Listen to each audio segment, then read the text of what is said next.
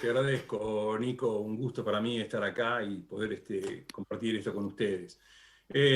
La pandemia es una cosa que nos pegó fuerte a todos, como ustedes bien saben. Yo particularmente, tuve conocimiento a fines de diciembre porque por una cuestión del receptor que usa el virus, que tiene en común en mecanismos que intervienen con la hipertensión arterial. Ni bien escuché eso, empecé a buscar de dónde podía tener información, ya que había escuchado que en Wuhan había una especie de epidemia.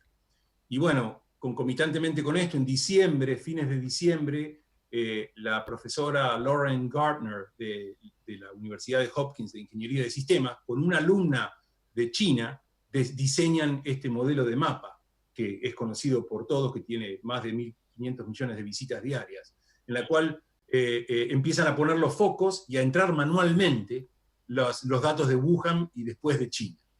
Cuando esto se empieza a desbordar afuera de Wuhan y afuera de China, el mapa mediados de enero, creo, fines de enero, se hace ya de dominio público y se deja acceder a gente de afuera.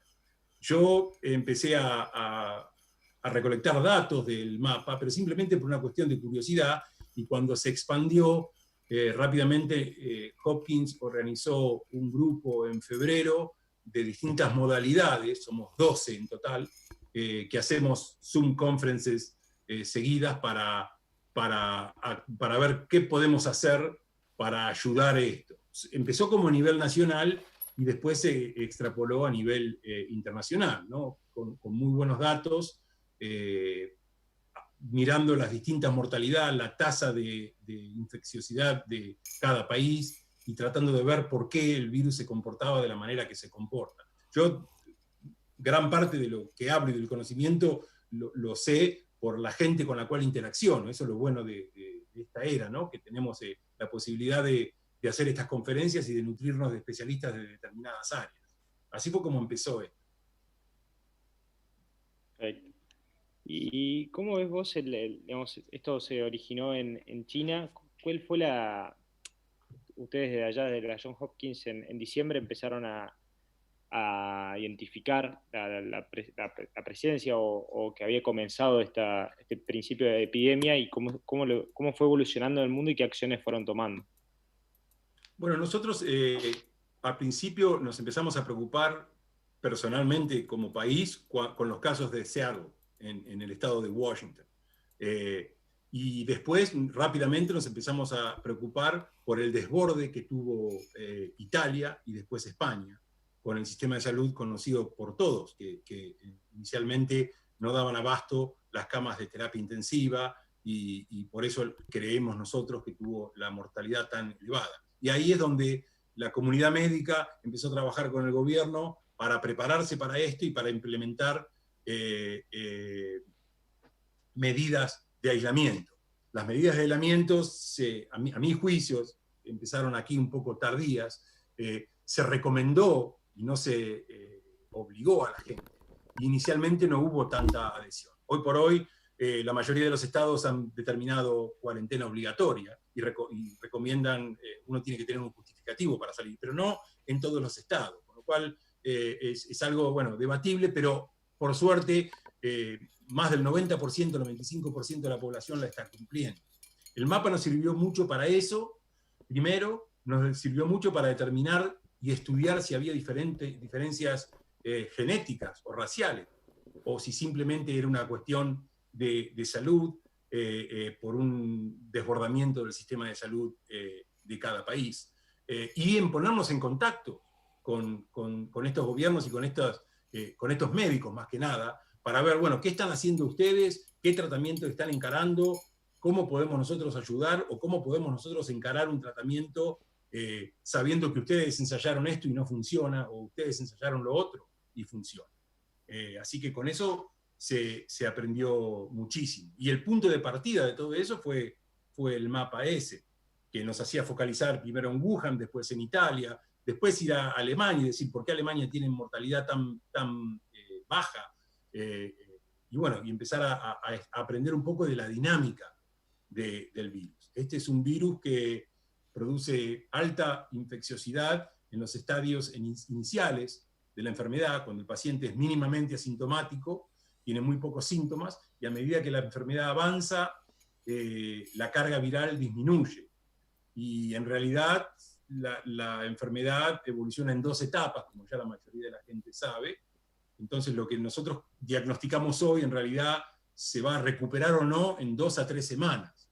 Con lo cual el país que testea ampliamente tiene una mortalidad muy baja al principio, pero después la mortalidad empieza a subir. ¿Qué es lo que está pasando ahora en Estados Unidos? Nosotros empezamos con una mortalidad de 1 punto y pico de por ciento y ahora ya estamos en el 4%, y coincide con que aparte se bajó un poco la cantidad de testeo. Con lo cual, por supuesto, si uno testea menos a los asintomáticos, la tasa de mortalidad es más alta. Entonces todo eso, que si bien no tiene nada que ver con el mapa, el mapa fue el puntapié inicial para empezar a hacerse esas preguntas. Silencio. Perdón, ¿eh? ¿Escuchás o no? Sí, ahí te escucho perfecto, Oscar. Oscar, ¿y cuáles crees que son las claves para, tanto desde el punto de vista sanitario como desde el punto de vista social, vos como médico y como investigador, cuáles son las claves para lograr erradicar o achatar la famosa curva? Mirá, la clave, acá hace una semana en el New England Journal of Medicine, una revista médica muy conocida, salió un artículo con varios puntos de cómo idealmente se tiene que proceder. Por supuesto que esto es un idealismo y cada país tiene que actuar con las posibilidades que tenga. El aislamiento social, acá ya se empezó a hablar de achatamiento de la curva y ahora se habla de aplastamiento de la curva. Y se sabe que para aplastar la curva, o sea, para reducir al mínimo su pendiente, se necesitan 10 semanas de aislamiento. Pero por otro lado, desde el punto de vista socioeconómico, ¿cómo hacemos como país para sobrevivir cerrando todo un país por 10 semanas? Entonces ahí vuelve a entrar el tema del mapa y del testeo. El aislamiento social y la cuarentena son fundamentales. Cuanto más recursos de salud tenga un país, a mi entender, más efectiva y más precoz debe ejecutarse la cuarentena, porque esto permite controlar e impedir el desborde del sistema de salud, que es fundamental, y hacer un testeo, porque sin testeo no sabemos. Si nosotros testeamos, podemos diferenciar rápidamente a aquellos que están infectados, aquellos que están a riesgo de ser infectados y aquellos que se han recuperado después de una semana. Inclusive ahora cuando salgan los nuevos tests que va a permitir a saber quién desarrolló inmunidad, eso va a ser muy importante para saber quiénes son los primeros que van a poder volver a reincorporarse al trabajo. También es importante hacer un muestreo de testeos en distintas áreas de los países, porque, por ejemplo, no es lo mismo Nueva York, con la densidad poblacional que tiene, que una ciudad del centro de Estados Unidos que tiene por ahí muy pocos infectados. Tal vez esa gente pueda salir más rápidamente de la cuarentena y trabajar de una manera más productiva que no Nueva York, en la cual el control va a tener que ser mucho mayor. Bueno, pero eso es una cosa que no lo digo yo, eso es lo que lo hablan muchos de los epidemiólogos que están trabajando en el CDC aquí en Estados Unidos. Perfecto. ¿Y qué nos puedes comentar acerca de los trials o las investigaciones clínicas que se estén haciendo respecto al virus? Hay 2 grupos principales de investigaciones clínicas, como ya sabemos. Hay un grupo que se está focalizando en prevenir la replicación viral con antivirales. Esto tiene que ser bien prematuro, porque como dije antes, la carga viral y la replicación viral ocurren, a diferencia del SARS del 2003, que iba creciendo a medida que empeoraba la enfermedad, acá es máxima al principio, y después la carga viral empieza a bajar, y cuando el paciente está realmente enfermo, la carga viral no es tan importante, pero sí lo es la tormenta de citoquinas y el componente inflamatorio que produce el distrés respiratorio. Entonces, el grupo A, digamos así, que es el que se encarga de desarrollar terapéuticas antivirales, es el que se está focalizando en ver qué antivirales actúan en la fase precoz de la enfermedad o en pacientes muy graves. Y hay otro grupo en el cual yo estoy metido, que somos aquellos que, usando distintos conocimientos de distintas especialidades, ver si hay algunos fármacos ya conocidos o nuevos que permitan prevenir la tormenta de citoquinas y disminuir la gravedad de la enfermedad. Si nosotros podemos hacer que la enfermedad en los gerontes o en los adultos se comporte como en los niños, que se infectan pero no desarrollan síntomas severos, eso sería una ganancia muy, muy buena. Así que actualmente hay 3 vacunas ya, que debe haber más. Hasta ayer había 3 vacunas en fase humana que yo conozca, pero van a tardar meses en estar disponibles, y hay por lo menos una docena de distintos medicamentos que se están testeando en pequeños grupos, haciendo trials comparativos en circunstancias similares, ¿no? Perfecto. Ayer hablando con un infectólogo me mencionaba acerca del tratamiento que se está haciendo hoy con la plasma de los pacientes recuperados. No sé si... ¿Hola? Hola, sí, te escucho. Ahí está, ahí está. Te había perdido.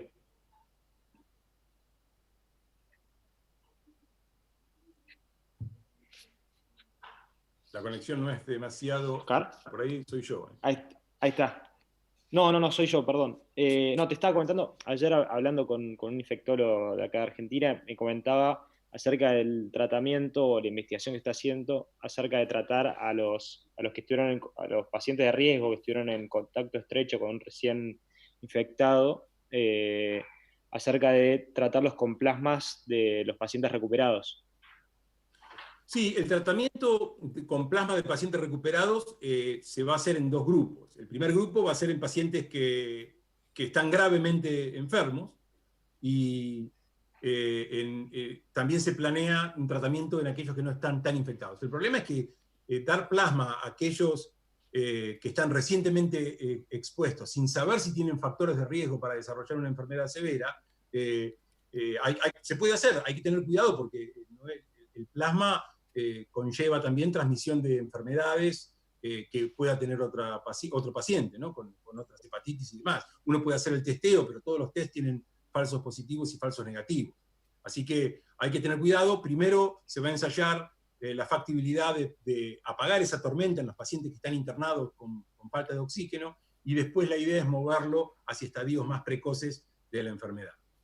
¿Cómo está haciendo el gobierno de Estados Unidos para dar respuesta, ya que tienen un sistema privado? No, mirá, yo trabajo en un hospital privado con contratos del Estado, y los pacientes que se atienden los atendemos gratis, y sabemos que gran parte de eso lo va a tener que reembolsar el gobierno. Se aprobó una bill de no sé cuántos trillones de dólares para esta situación, para tratar a estos pacientes. Al menos esa es la realidad que tenemos nosotros en Baltimore. Nosotros estamos internando a todo paciente que ingresa con síntomas, tenga el seguro médico que tenga. Perfecto. Yo te hago una pregunta. Acá están haciendo, dicen, la Universidad de Johns Hopkins junto al BCG publicaron un estudio que sugiere cuarentena estricta hasta la 4ª semana de junio. ¿Coincide con el estudio y cómo evalúa las medidas epidemiológicas actuales que está tomando el gobierno? Las medidas epidemiológicas actuales que está tomando el gobierno de Estados Unidos a mí me parece bien. Yo los hubiese tomado por ahí tal vez antes. Eso es lo que toda la comunidad médica piensa, pero creo que ahora están bien tomadas. Las clases en realidad acá seguían hasta junio y ya se suspendieron hasta el año que viene. Con lo cual hasta septiembre no va a haber clases. Vamos a entrar ahora en junio en vacaciones. Y yo creo que anunciar hoy que va a haber una cuarentena hasta junio no es adecuado, porque no sabemos lo que va a pasar de acá a 2 semanas. Creo que lo que hay que hacer es hacer rangos de cuarentena de 2 a 3 semanas y después volver a reagruparse y decir, bueno, ¿seguimos cuánto? Si a mí me dicen que aquí van a hacer una cuarentena hasta junio, les diría que muchos sectores van a estar en problemas. Acá hay gran cantidad de gente que tiene hipotecada su vida al día, que tiene sus restaurantes, sus empresas privadas, y no está produciendo y sigue pagando las cuotas de todo.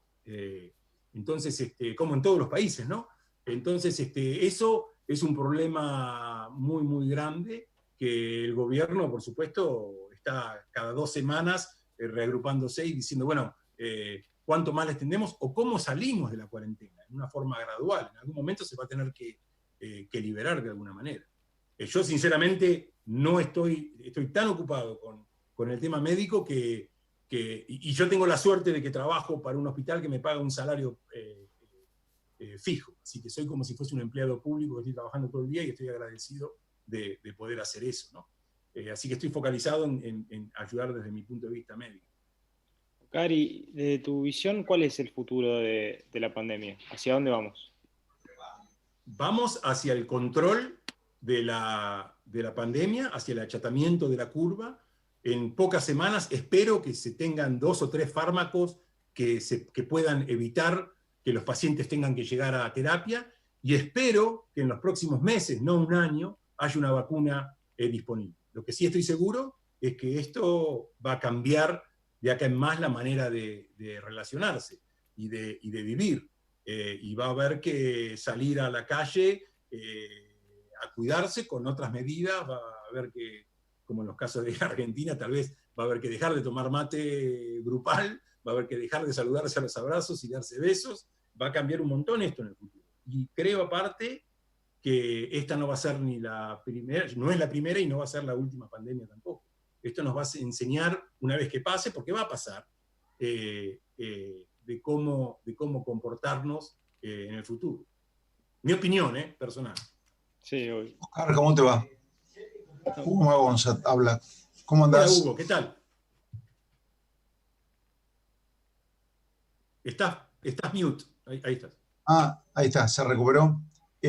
Te quería aprovechar para una pregunta a ver cuál es tu opinión. Viste que se hicieron algunos trabajos de investigación tomando poblaciones que están randomizadas, o sea, gente que no, al azar, y se encontraron que el 50% eran pacientes no eran asintomáticos, eran personas que portaban el virus y no tenían síntomas.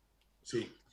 Se está haciendo un trabajo de investigación sobre la ivermectina, que es una droga que originalmente era de uso veterinario, pero también se usó en humanos para el tratamiento de la pediculosis, y que podría tener algún efecto profiláctico.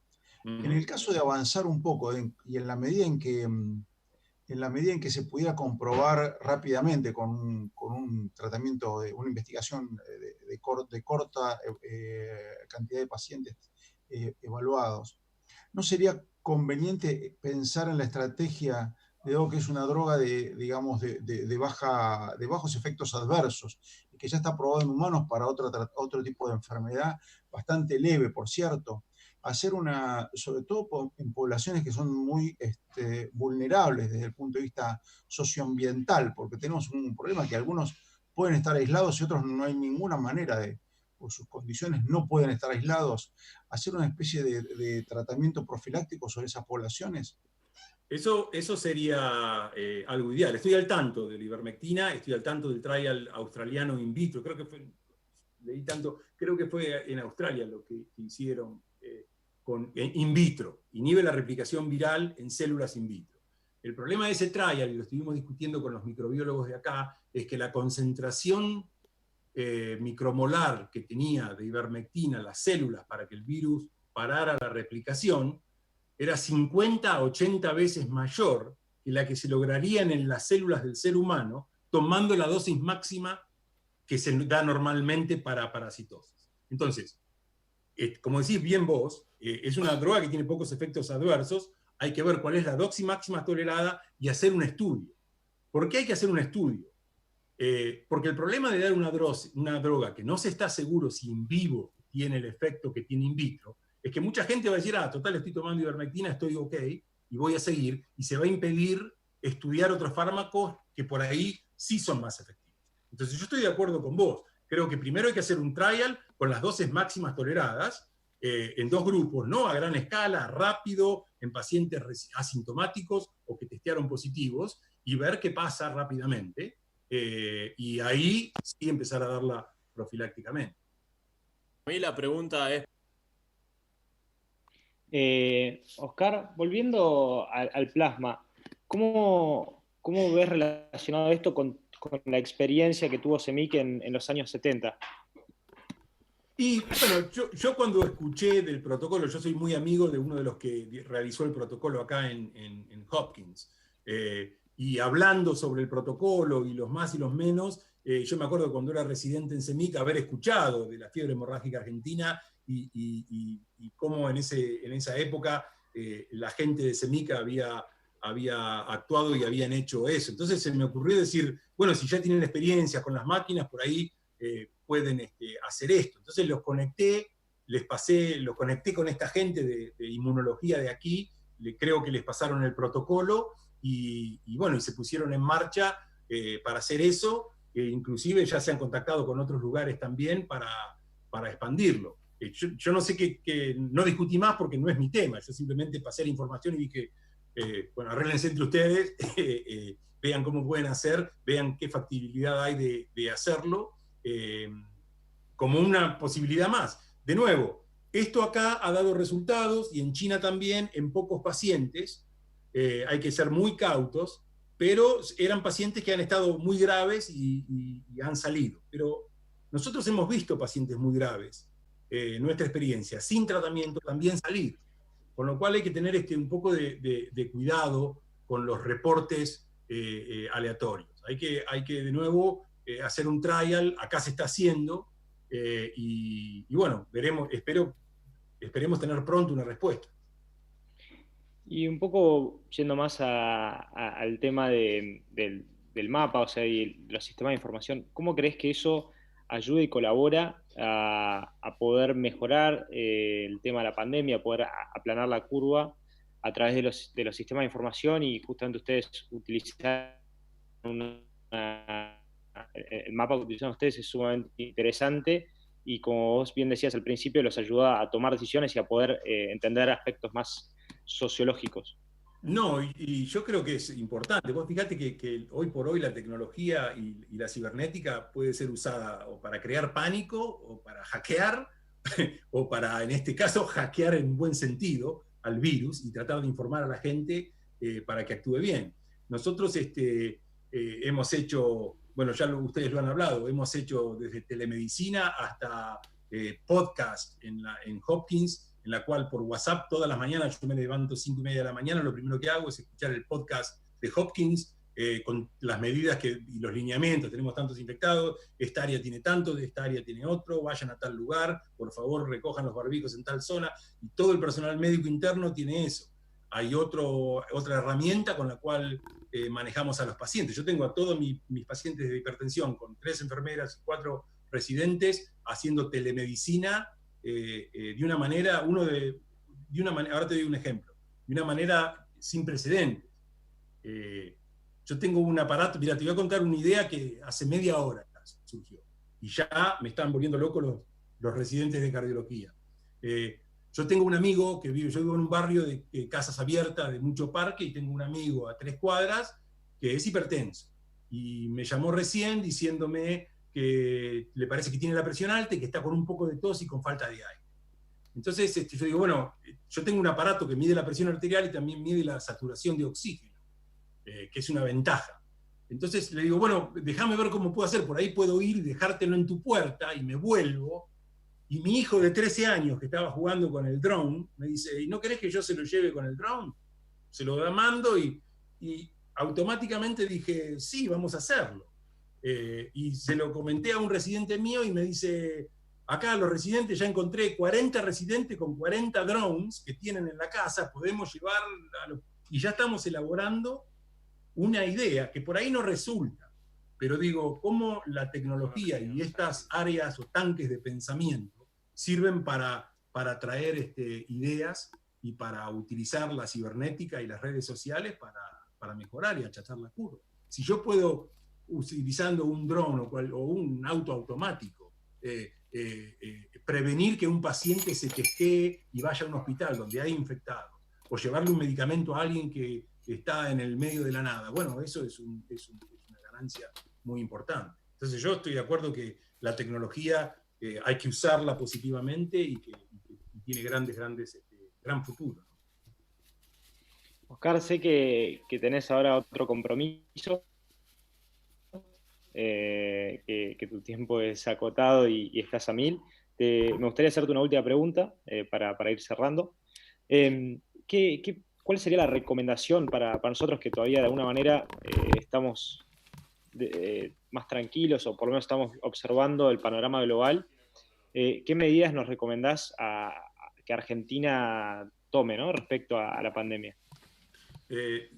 Mi recomendación personal, basado en lo que hemos visto, sigan con el aislamiento todo lo que lo puedan aguantar, hagan la transición en forma gradual cuando el gobierno decida hacerlo, cuando salud decida hacerlo.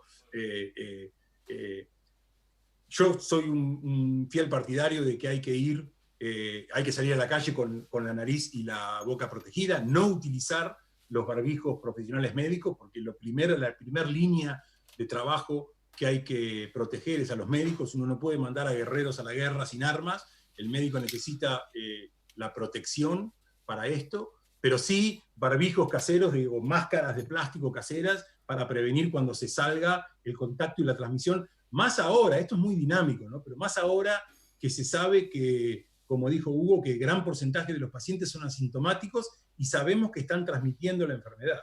Así que si cada uno toma conciencia y dice, yo puedo estar infectado y me voy a comportar como tal, eso de por sí es una ganancia muy grande. Porque nosotros estamos teniendo excelentes resultados. Estamos empezando a extubar pacientes que estaban muy enfermos hace 2 semanas y que pensamos que no les iba a ir bien. Tenemos una mortalidad muy baja y creemos que eso es porque no estamos desbordados, porque no hemos hecho ningún tratamiento mágico.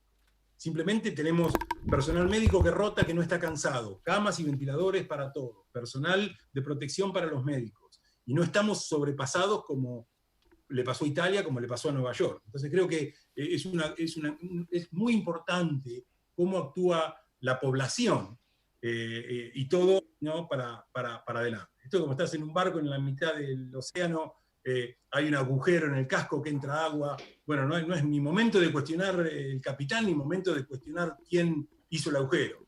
Tapemos el agujero como podamos, vayamos a puerto y después empecemos a preguntarnos qué pasó y cómo podemos hacer cosas mejores. Pero ahora hay que tirar todo para un mismo lado, ¿no? ¿Qué es lo que se está haciendo acá? Perfecto, Oscar. Yo no sé si te quedan algunos minutos, podemos continuar, pero no te quiero... Me van a matar los chinos, pero pueden esperar. Bueno, gracias, lo supervaloramos entonces. No, y Estados Unidos, o sea, avanzó, vimos el avance de estos últimos días en Estados Unidos, que fue a pasos agigantados. ¿Cuál crees que fue la razón principal de eso? ¿El aumento de número de casos, decís vos, o el aumento...? Sí, el aumento del número de casos. O sea, cómo pasaron exponencialmente a estar liderando en la mala manera. Primero porque hay 2 factores que yo pienso.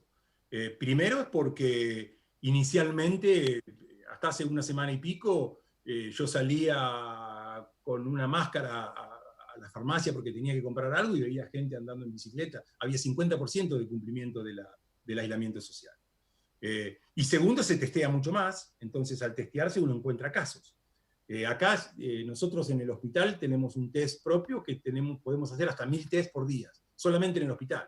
Todo paciente que entra se testea. El paciente que entra al hospital, por cualquier motivo que entre, se lo testea y se lo separa, en las unidades de COVID o en las unidades de no COVID.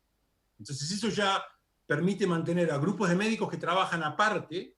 Hemos tenido gente que inclusive ha cortado con mamparas al hospital, trabajando día y noche, para separar el hospital entre COVID positivo y COVID negativo. Eso permite tener gente que ya sabemos que está expuesta al virus, y otra gente profesional, ¿no?, del sistema de salud, y otra gente que no lo está. Con lo cual, esa gente que no lo está va a ser el backup para cuando se enfermen los colegas y puedan ir a atender. Entonces, todo eso requiere planeamiento, pero para eso hay que testear, porque testeando es la única manera de saber. Y hay que testear no masivamente, porque yo te puedo, Nicolás, testar a vos hoy y no tenés síntomas. Bueno, hoy te dio negativo y pasado mañana te puede dar positivo. Entonces, hay que testear a aquellos que tienen síntomas o que entran a un hospital donde va a haber gente está en un grupo de riesgo, creo yo. Y de ahí, bueno, no se puede testear a todo el mundo. Nosotros somos 340 millones de habitantes, es imposible testear a 340 millones de habitantes. Pero testear a los que tienen síntomas y a la población en riesgo, ¿no? A los personales de salud, por ejemplo. Bueno, perfecto. Bueno, Oscar, ahora sí, no te robo más minutos. Realmente te agradezco en nombre de toda la organización tu tiempo y tu información, que sinceramente es súper valorable y entendemos que en estos momentos estás muy ocupado, así que de vuelta, realmente lo valoramos muchísimo tu aporte y sin dudas tenemos mucho que aprender de tus palabras. No, gracias, muchas gracias, un gusto y un honor estar con ustedes y para cualquier cosa que sume para ayudar a Argentina, cuenten conmigo. Dale, bueno, Oscar, éxitos.